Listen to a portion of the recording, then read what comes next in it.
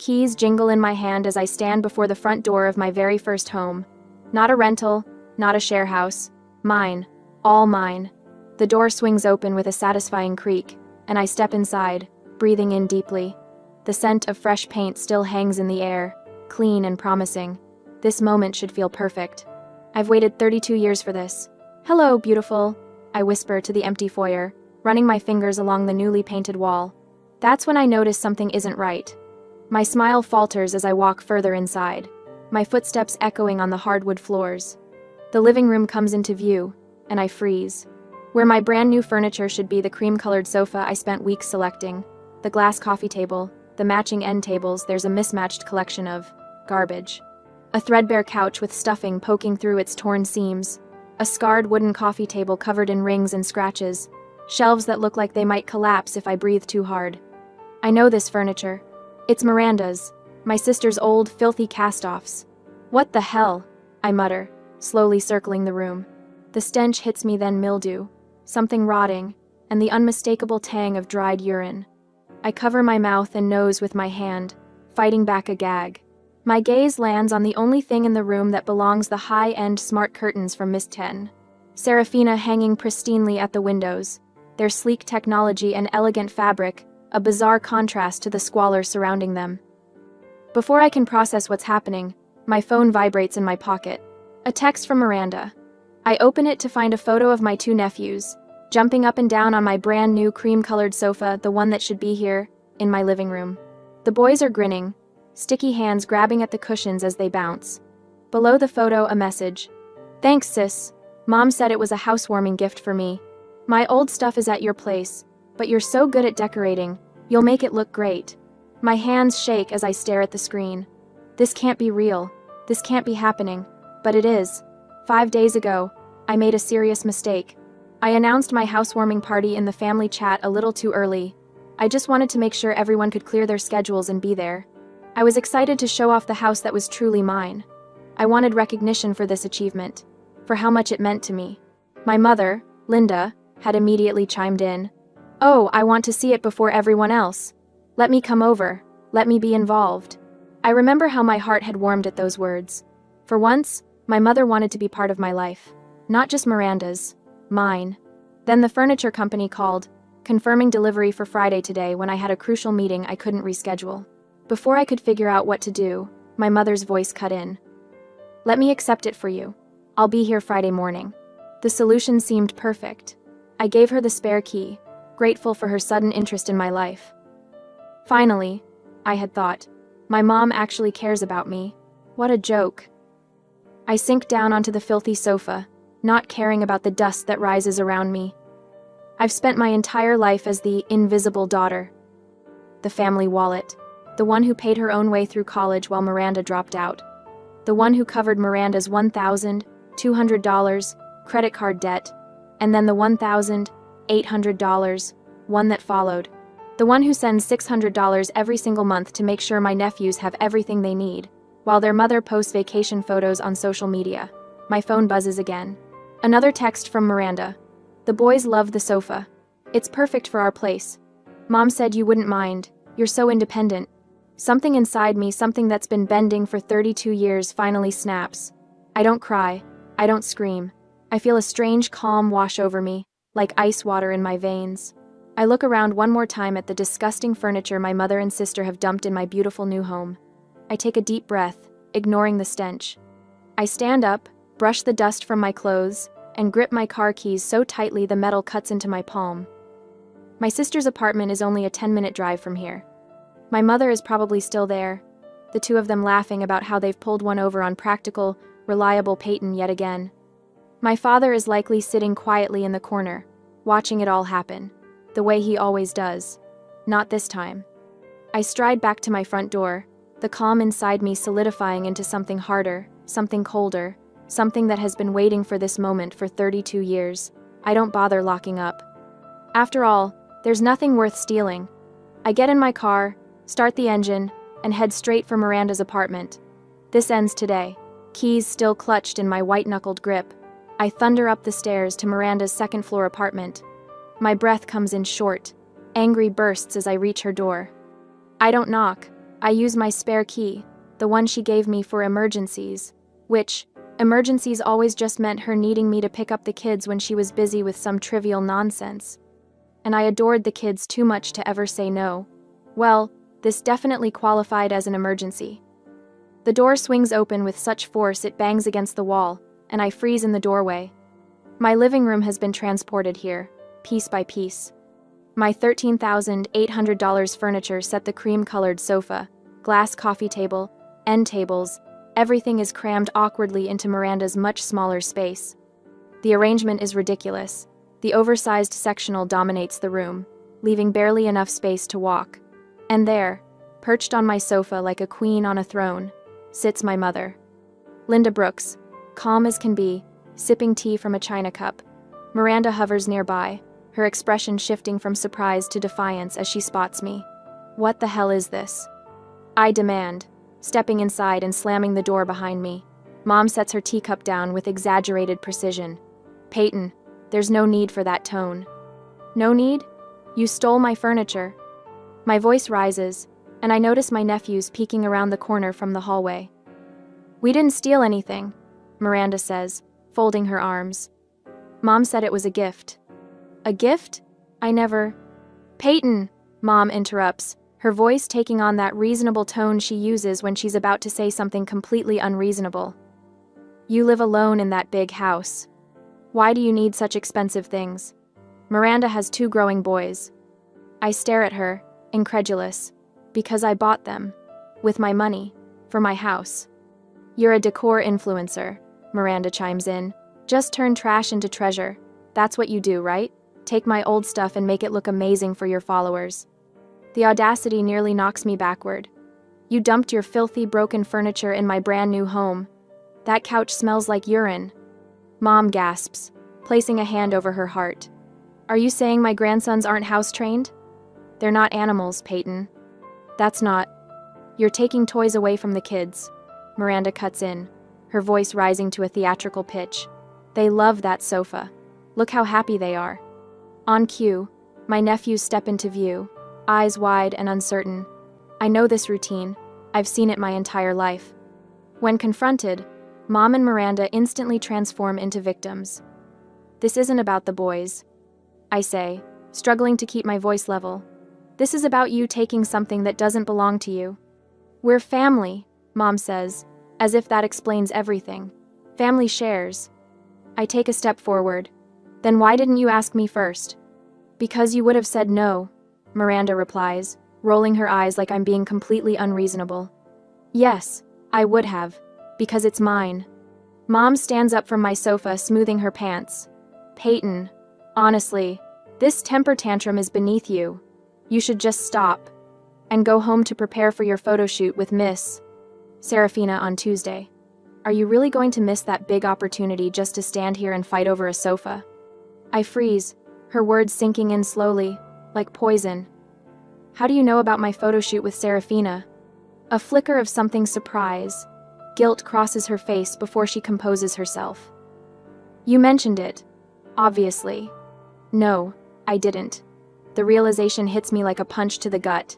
I haven't told anyone except Luna. Not family. Especially not family. The Serafina contract was too important, too precarious. She knew. My mother knew about the promotional photo shoot with Serafina. This wasn't just theft, it was calculated career sabotage. You went through my emails, I say, my voice barely above a whisper. You planned this whole thing.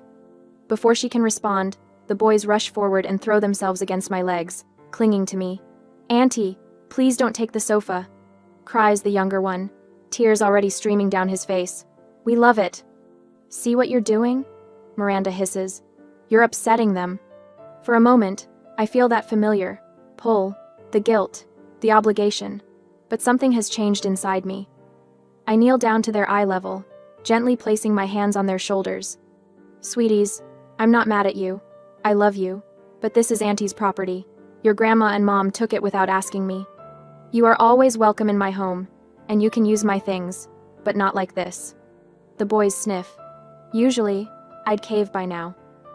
From the corner of the room, my father finally speaks.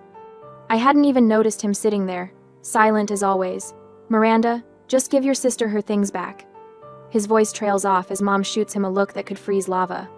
He shrinks back into his corner, defeated. I stand up straight, drawing myself to full height. The clarity is painful, but necessary. My family has been using me for years. My money, my stability, my silence, but not anymore. I'll say it one more time. Pack it up, or you will face the consequences. Miranda steps forward, her expression ugly with contempt. You dare? What are you gonna do? My hand moves to my phone in my pocket. What am I going to do? Indeed. Miranda leans against her kitchen counter, arms crossed, a smug grin spreading across her face. You can't do anything about it, she says, her voice dripping with the confidence of someone who's never faced consequences. My mother nods in agreement, setting her teacup down with a delicate clink. Be reasonable, Peyton. You have that photo shoot with Miss Serafina on Tuesday. You can't possibly let this family matter get out. She smooths her skirt, the picture of composure. Think about your reputation. For once, think about the kids. Miranda adds, gesturing toward my nephews who have retreated to the hallway, watching with wide eyes. They love that furniture. You're really going to take it away from them? They've done this my entire life, wielded guilt like a weapon, treated my boundaries like suggestions. The emotional blackmail, the threats to my reputation, the children as human shields. It's textbook manipulation, and I've spent 32 years falling for it. Not today. I pull my phone from my pocket, my fingers surprisingly steady. You're right, I can't do anything. I pause, watching relief flood their faces. Then I add, but the police can. I dial 911. My mother's teacup crashes to the floor. What are you doing? Her voice rises to a shriek. Yes, I'd like to report a theft, I say into the phone, my voice calm and clear. Robert! My mother screams, her composure shattering. Do something! She's calling the cops! My father steps forward from his corner, his hand raised as if to stop me.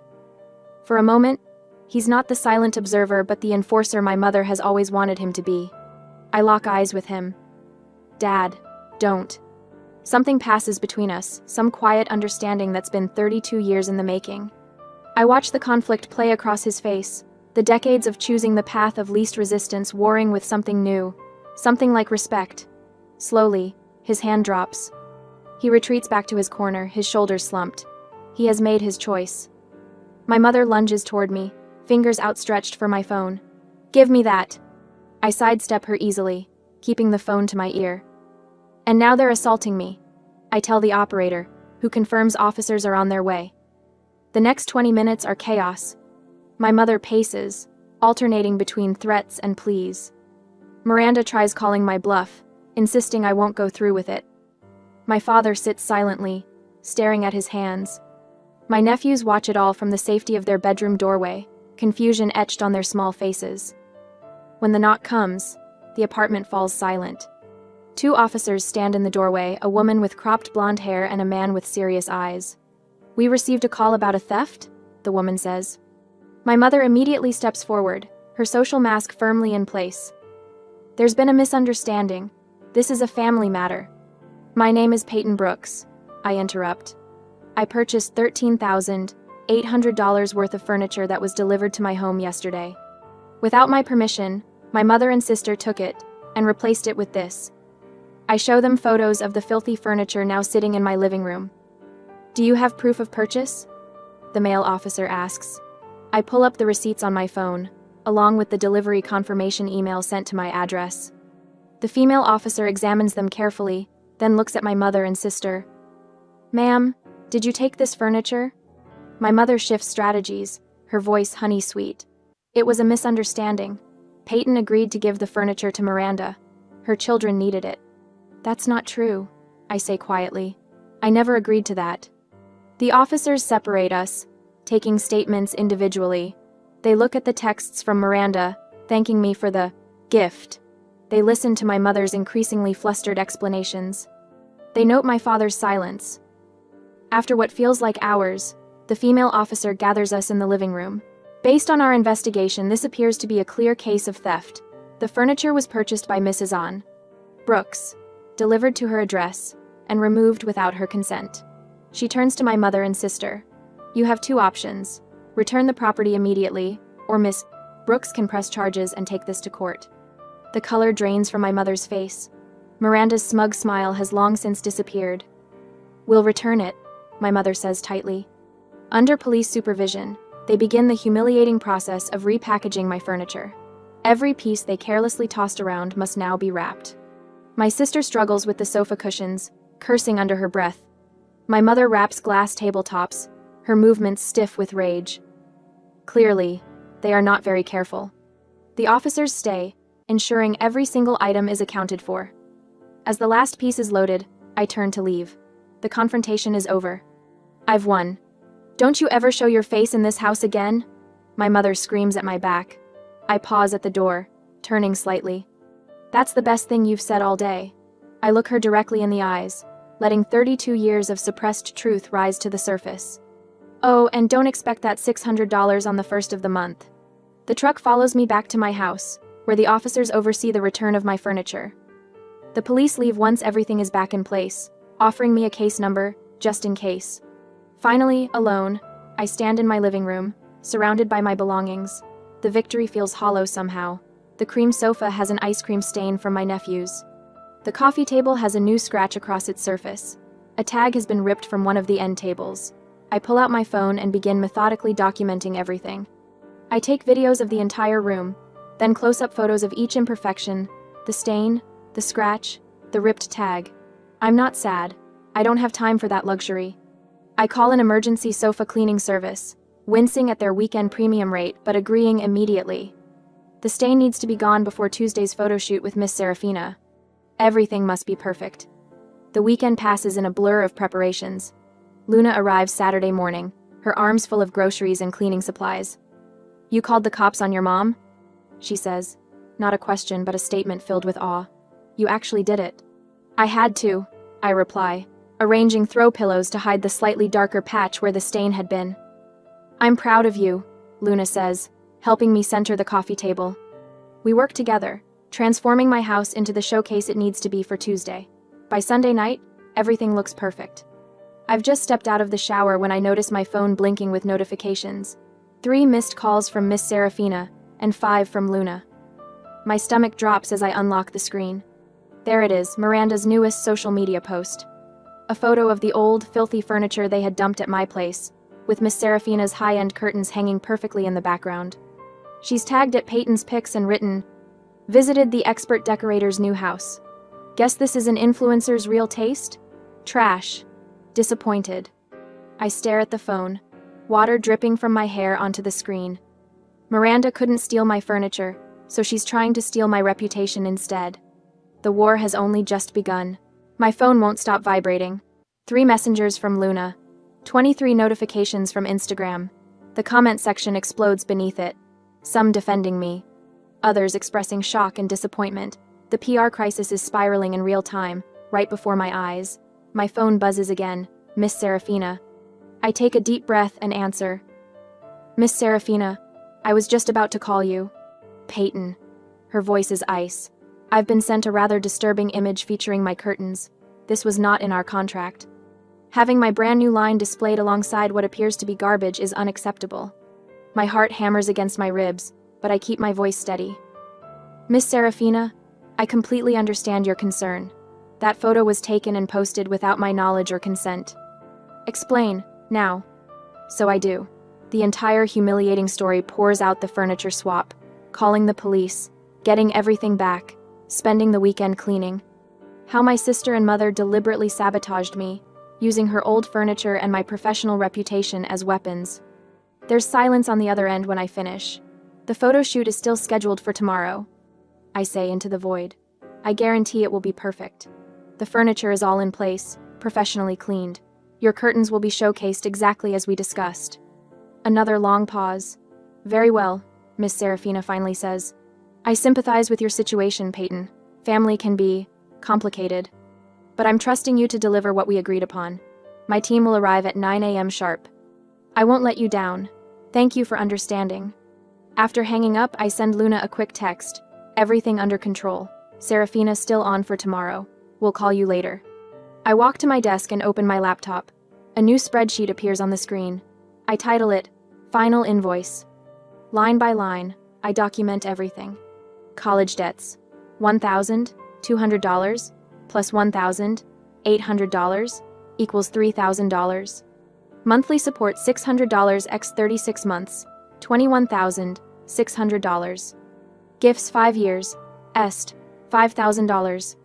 Total, $29,600. I stare at the figure, nearly $30,000, the concrete cost of being the family ATM for years.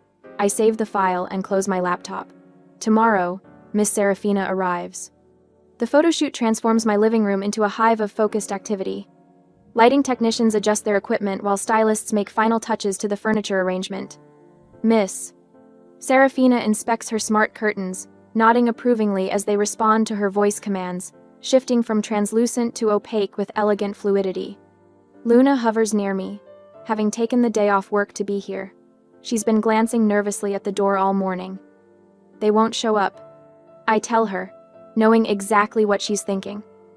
I wouldn't put it past them, Luna mutters. Your mother has the audacity of 10 normal people, and Miranda follows her lead like a puppy. Even they aren't stupid enough to crash a professional photo shoot. The photographer positions me on my pristine, cream-colored sofa, the very one my nephews had jumped on in Miranda's apartment. Now it's immaculate again, not a stain in sight thanks to the emergency cleaning service. Perfect, the photographer says, adjusting my position slightly. Now, reach toward the curtains as if you're about to adjust them. I follow his direction, extending my arm gracefully toward the smart curtains. The camera clicks rapidly. These are stunning, Miss Serafina says, reviewing the first batch of shots. Absolutely perfect. 4 hours later, we have dozens of gorgeous images showcasing my decorating talent and Miss Serafina's innovative curtains. The living room looks like a magazine spread elegant, inviting, and distinctly unlike the trash heap in Miranda's vindictive post. After everyone leaves, Luna and I collapse on the sofa with glasses of wine. You did it, she says, clinking her glass against mine. Crisis averted. Serafina seemed thrilled. She was. We're releasing the photos tomorrow morning across all platforms. That'll crush Miranda's sad attempt at sabotage. I nod, taking a long sip.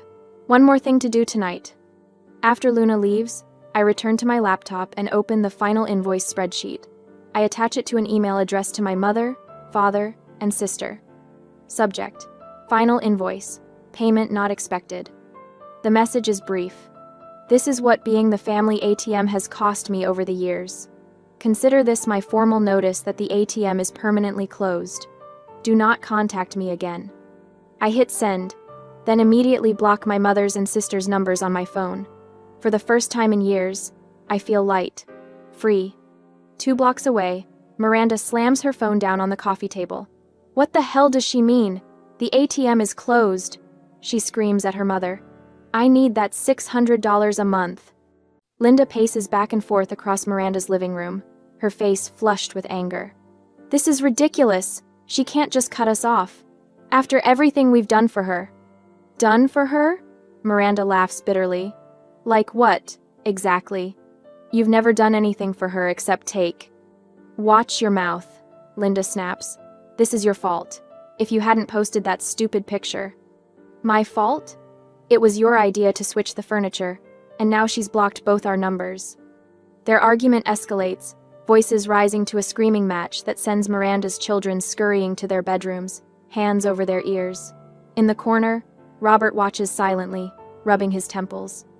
The shouting continues for another hour before he retreats to the spare bedroom and pulls out his phone. He types a message to Peyton. They've been fighting all night. Miranda says you've cut off the money. Maybe you should reconsider, for the boys' sake. He stares at the screen, waiting for a response that never comes. 3 months. 92 days since I'd sent that final invoice. 92 days of blessed silence from my mother and Miranda.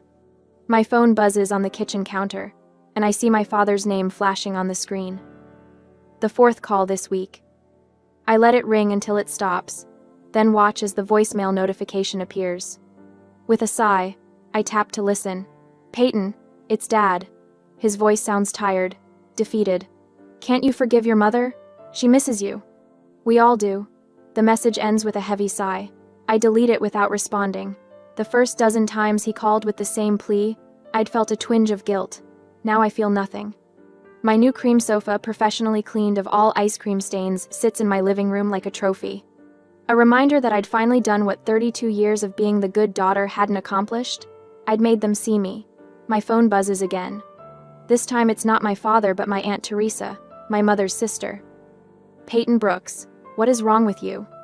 Her voice is sharp through the speaker. She's your mother, for heaven's sake. How can you be so cold? I pull the phone away from my ear as she continues. Family forgives, Peyton. Miranda made a mistake. You're sisters. Just let it go. When she pauses to take a breath, I speak.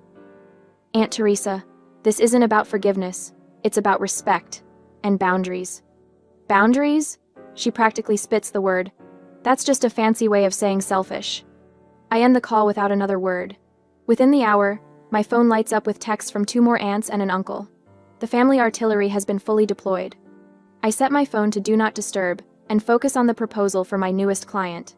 Miss Serafina's curtains had been such a success that 3 more home decor brands had reached out for partnerships. My business was thriving in direct proportion to my family's rage. The days pass. More calls, more texts. I delete them all without reading. Peace settles around me like a blanket.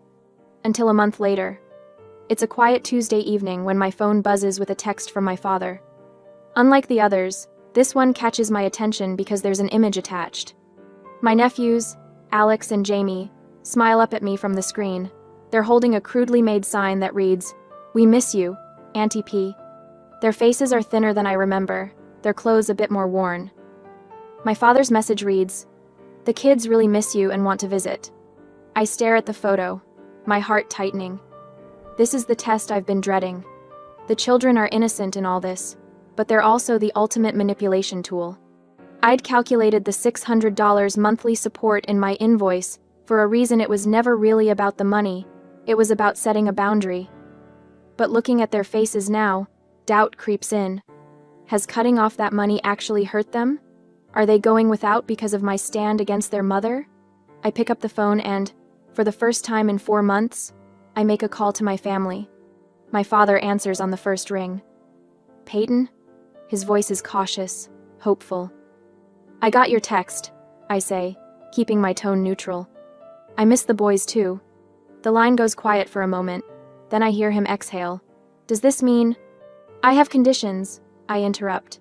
I'd like to see them. You can bring them to my house for the weekend. Just you and the kids. I take a deep breath. Mom and Miranda are not to come. That is my condition. Another long silence follows. I can almost hear him weighing his options, calculating whether to argue. Robert? I prompt, using his first name deliberately. They really do miss you, he says finally, sounding defeated. I know, and I miss them, but my terms aren't negotiable. He hesitates, and in that pause, I prepare myself for another rejection, another guilt trip. Okay, he says finally. This weekend? Saturday morning? Victory floods through me, sweet and sharp. Saturday morning is perfect. I'll make pancakes. That Saturday, I'm up early, preparing the boys' favorite foods. Dinosaur-shaped pancakes for Jamie, chocolate chip ones for Alex.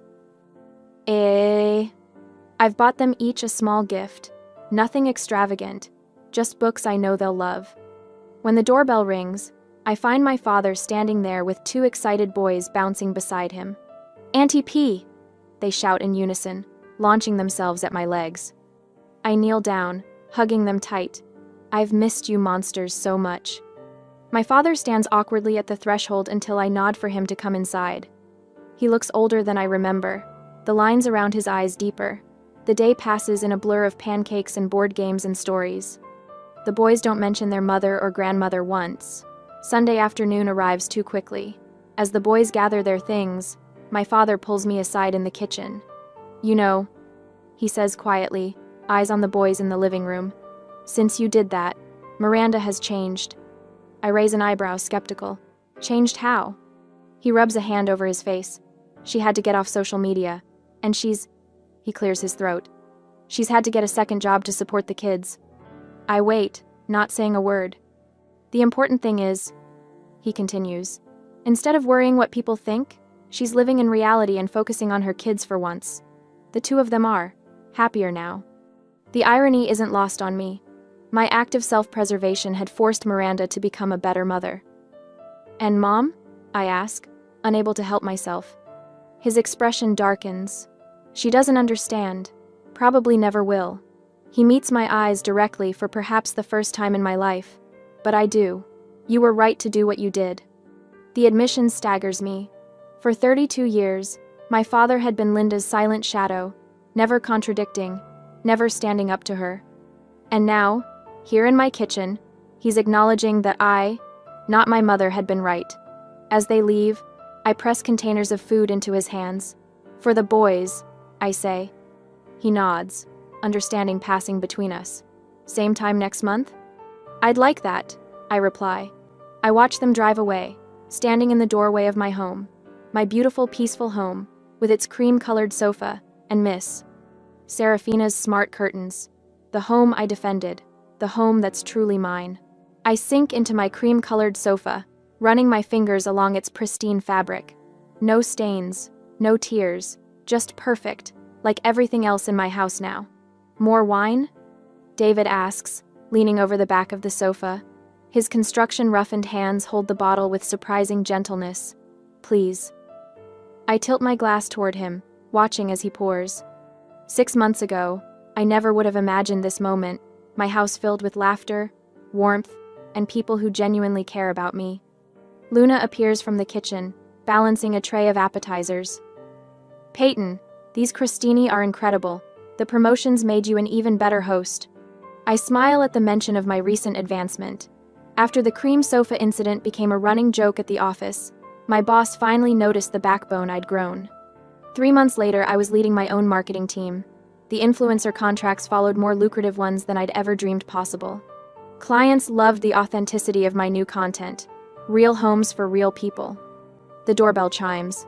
I excuse myself and pad across my perfectly arranged living room to answer it. "You know, Miss Serafina says when I open the door, I never imagined that disaster would lead to this." She gestures to the framed magazine spread tucked under her arm, our collaboration featured in Home and Style. "Business partners now," I say, taking the frame from her. "Who would have thought?" "I knew talent when I saw it." She steps inside, even with trash furniture in the background. The memory of Miranda's social media attack makes me laugh now, rather than cringe. It was the best thing that could have happened, showing the world exactly who we both were. David appears at my side, sliding his arm around my waist. The feeling still surprises me, someone who touches me with respect, who asks before moving my things, who sees my boundaries as strength rather than selfishness. "House looks amazing for the official housewarming," he says. "The real one," I correct him, remembering how my mother had tried to hijack even that from me. Luna raises her glass. "To Peyton's new life." Everyone cheers. The sound fills my chest with warmth, replacing the hollow feeling I'd carried for 32 years. Later, when only Luna, David, and Serafina remain, I find myself back on the cream sofa, the same one that was stolen, stained, and professionally cleaned. What was once evidence of my family's betrayal has transformed into a symbol of my freedom. "You know," Luna says, curling up beside me, "I've never seen you this happy." I nod, unable to deny it. Turns out, family is not an excuse to abuse, steal from, and manipulate someone. "Speaking of family," David says cautiously, "how are the nephews?" My smile doesn't falter. Dad brought them over last weekend, our monthly visit. We built that ridiculous fort they've been obsessing about. No Miranda, no Linda, no manipulation. Just the boys and the aunt who loves them on my terms. They're good, I answer. Better, actually. Dad says Miranda's second job has given her some perspective. Serafina raises an eyebrow. The famous $600 cutoff. Sometimes the kindest thing you can do for someone is stop enabling them, I say. My phone buzzes. A text from Dad. Boys made you something at school. Can we drop it by tomorrow? I type back. Yes, 2 p.m. works. Just you and them. David notices my expression. Everything okay? Perfect, I reply, and mean it. When everyone has left, David helps me clean up. We move around each other with the comfortable rhythm we've developed over the past 2 months. I've been thinking, he says, stacking the last plate. That vacant lot next to the community center, it would make a great space for a playground. You thinking of designing it? I ask. We could do it together. Your eye for design, my construction knowledge. The we doesn't scare me anymore. Neither does the idea of building something new, something that will last. I look around my beautiful home, truly mine now, filled with new memories that have nothing to do with theft or betrayal, and feel the last piece of my heart unlock. I'd like that. I tell him, I'd like that very much.